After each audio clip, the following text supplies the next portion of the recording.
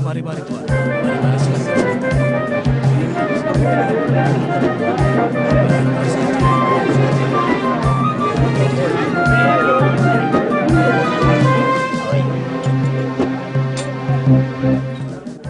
Wahai Abu Sufyan. Wahai Abu Sufyan. Ya, ada apa? Kami telah menjual seluruh barang dagangan yang kami bawa dari Mekah. Lalu apa yang kau tunggu? Cepat kau beli seluruh barang-barang yang ada di sini untuk kita jual kembali ke Mekah. Agar keuntungan kita bertambah. Benar.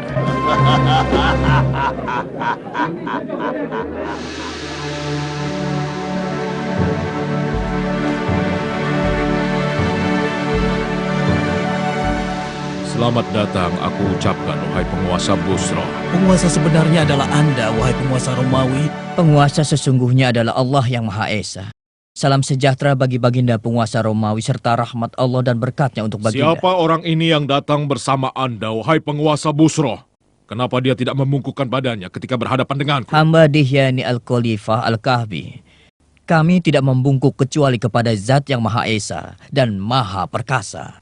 Andai saja aku tidak melihat bahwa kau telah mengenakan tanda seorang utusan, pasti aku akan memperkarakan Anda. Dia dari utusan mana?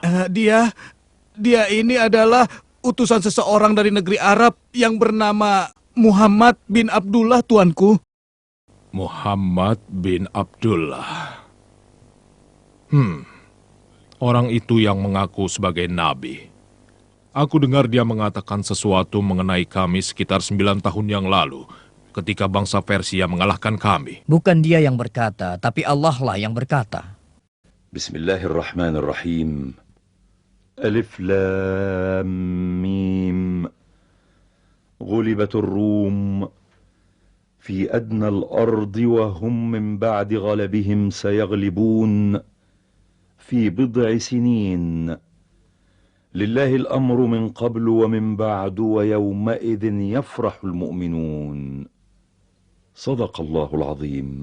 Maha benar dia yang mengutus Anda untuk menyampaikan apa yang dia terima dari Tuhannya. Terbukti kami telah menang menghadapi Persia. Dan diriku telah berkaul bila menang menghadapi Persia, aku akan berjalan kaki dari Hom menuju Baitul Maqdis. Dan aku telah melaksanakan kaulku. Benarkah kalian bergembira atas kemenangan kami? Benar sekali. Karena kalian pemeluk agama Nasrani yang menyembah Allah. Sedang bangsa Persia adalah penyembah api, air, dan berhala. Oh, begitu. Baiklah, bawa kemari suratnya.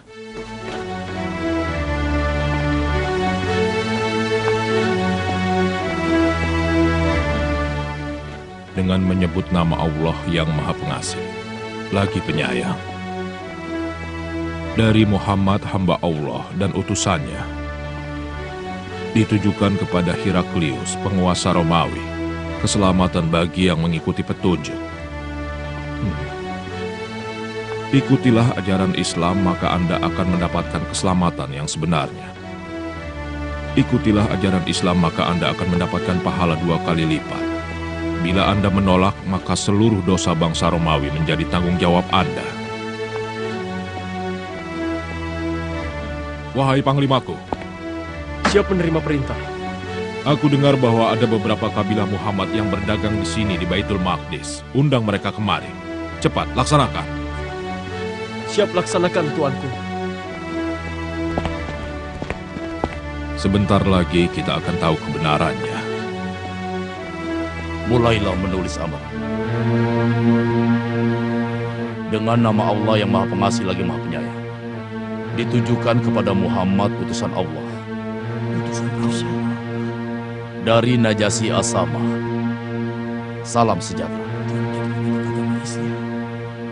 Aku bersaksi bahwa Anda adalah utusan Allah. Dan aku membaiat Anda.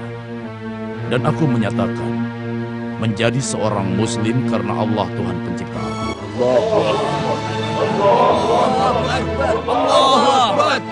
Kami sudah siapkan bahtera buat Anda dan saudara-saudara Anda yang hijrah ke sini untuk kembali bersama-sama ke Madinah. Ayo buah segar. Mari. Ya, silakan tuan, silakan. Apakah Anda yang bernama Abu Sufyan Syakir bin Harb Al-Umawi? Benar. Tuanku Kaisar Romawi ingin bertemu dengan Anda dan mereka yang beserta Anda. Untuk apa? Kami tidak melakukan kejahatan.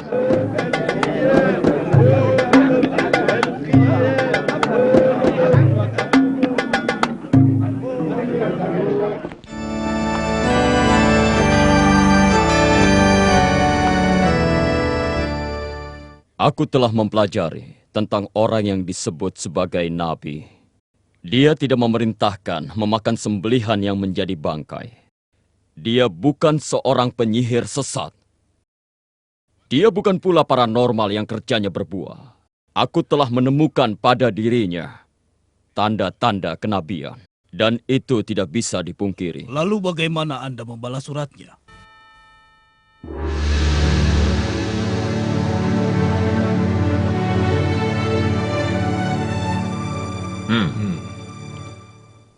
Siapa di antara kalian yang paling dekat hubungan kekeluargaannya dengan orang yang mengaku dirinya sebagai nabi? Hamba tuanku, tapi kami di Mekah tidak mengingkarinya dan menolak semua ucapannya. Mendekatlah kepadaku dan juga orang-orang yang bersama Anda.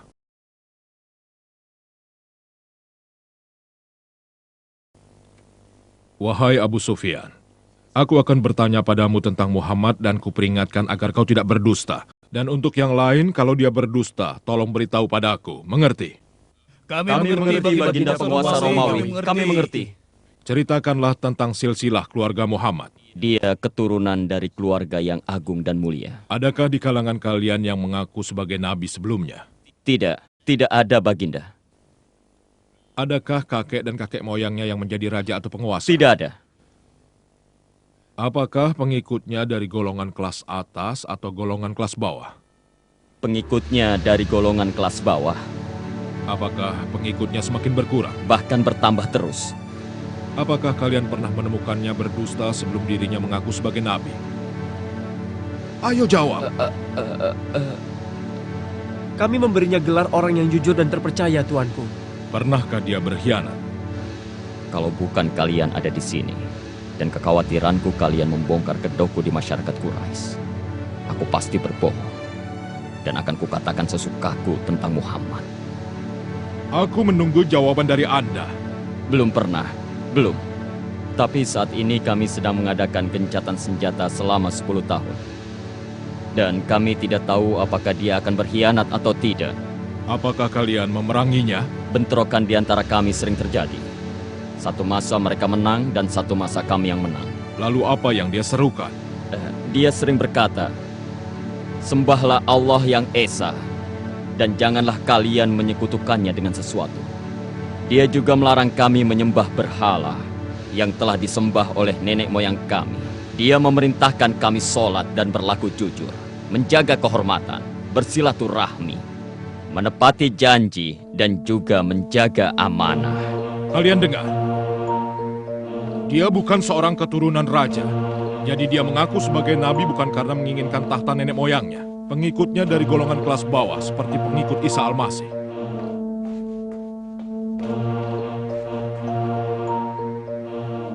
Dia tidak pernah berbohong pada manusia. Jadi kalau dia tidak berbohong pada manusia, mana mungkin dia berbohong pada Tuhannya? Dia memerintahkan jujur dan menjaga kehormatan dan menyerukan agar menyembah Tuhan yang satu. Aku mengetahui bahwa akan datang seorang nabi, namun aku tidak menyangka bahwa dia datang dari golongan kalian. Bila keterangan kalian benar, maka dia berhak memiliki tempat di mana aku berdiri. Bila diriku berada di sisinya, akan kucuci kakinya.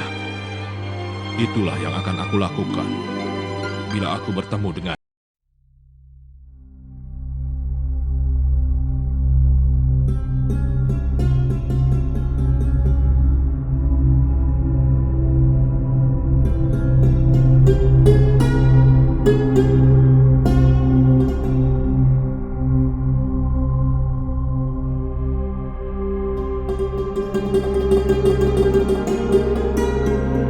Bergembiralah, wahai Dihya, karena Heraklius, Kaisar Romawi, merasa takut terhadap Muhammad dan membutuhkan sihirnya. Bismillahirrahmanirrahim. إنك لا تهدي من أحببت ولكن الله يهدي من يشاء وهو أعلم بالمهتدين. صدق الله العظيم. بسم الله الرحمن الرحيم.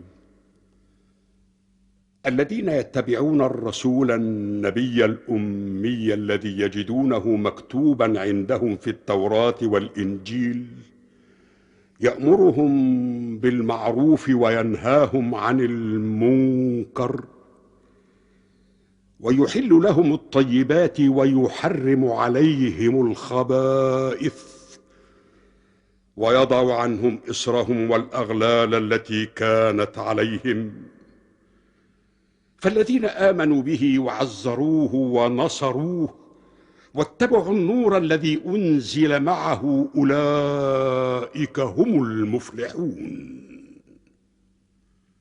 صدق الله العظيم.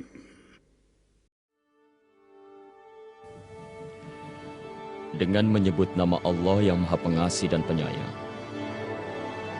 ditujukan kepada Muhammad utusan Allah dari Mukaukis penguasa Mesir. Salam sejahtera bagi Anda. Setelah saya membaca surat dari Anda dan telah saya pahami isi suratnya dan juga ajakan yang Anda tulis, saya telah mengetahui akan datang seorang nabi, dan nabi yang ditunggu-tunggu itu akan dibangkitkan di daerah Syam. Saya telah menghormati utusan Anda, dan saya persembahkan 2 orang budak wanita. Kedua budak wanita itu adalah wanita yang mempunyai kedudukan terhormat. Dan saya hadiahi seekor bahal untuk Anda kendarai, juga kain-kain yang indah. Wassalamualaikum.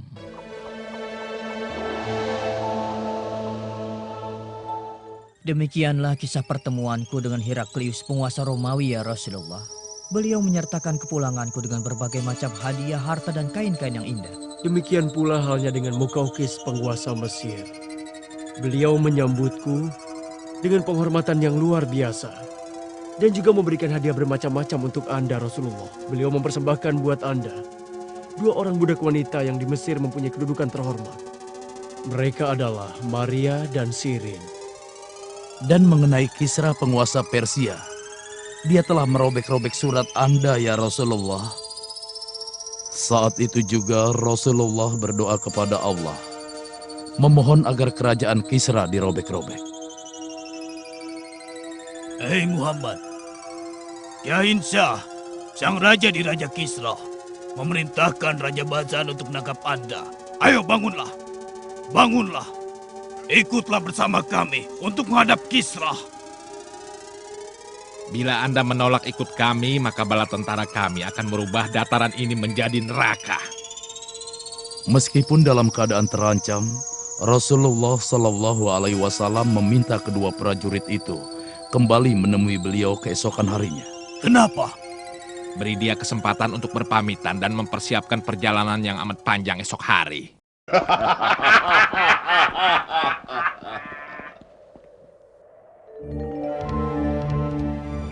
Malam harinya, yaitu malam Selasa, tanggal 10 Jumadil Ula di tahun ke-7 Hijriah, Rasulullah Shallallahu Alaihi Wasallam diberitahukan bahwa si Rohab putra Kisra telah melakukan perebutan kekuasaan. Kisra dibunuhnya, lalu dia mengangkat dirinya sebagai penggantinya. Allah telah merobek kekuasaan Kisra melalui tangan putranya.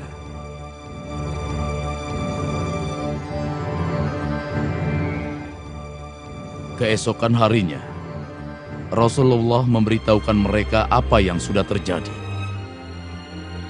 Sadarkah engkau atas ucapanmu, Muhammad? Apa kau ingin kami menyampaikan kepada raja semua ucapanmu itu? Rasulullah Shallallahu Alaihi Wasallam bersabda kepada keduanya, "Ya, dan kalian sampaikan kepada Badzan bahwa agamaku dan kekuasaanku akan melebihi apa yang telah dicapai Kisra." Dan ketika Badzan mengetahui kebenaran berita terbunuhnya Kisra di tangan si Rohab, kemudian Badzan dan orang-orang Persia yang berada di Yaman memeluk agama Islam. Tidak sampai 30 tahun semenjak Rasulullah mengirimkan utusannya kepada para penguasa, seluruh negeri yang dikirimi surat oleh Rasulullah, mereka semua memeluk agama Islam. Bismillahirrahmanirrahim. قل يا أيها الناس إني رسول الله إليكم جميعا الذي له ملك السماوات والأرض لا إله إلا هو يحيي ويميت فآمنوا بالله ورسوله النبي الأمي الذي يؤمن بالله وكلماته واتبعوه لعلكم تهتدون. صدق الله العظيم.